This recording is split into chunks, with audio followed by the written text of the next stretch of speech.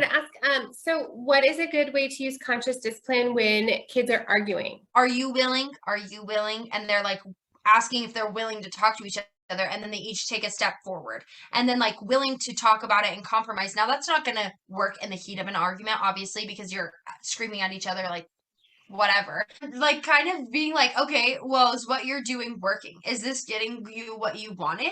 Does it make you feel better? Does it make you feel worse?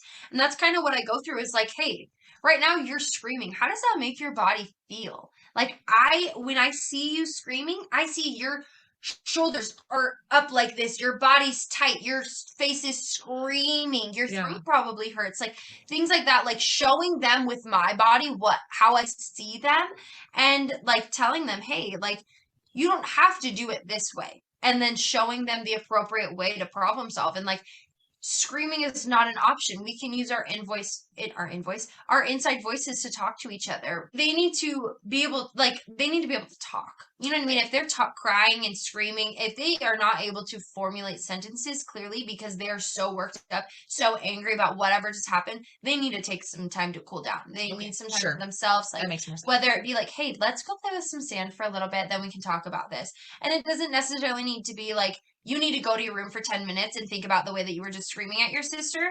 It needs to be like, hey, we're all a little upset right now. I think we could all use some time to breathe, and then we can reevaluate in a little while.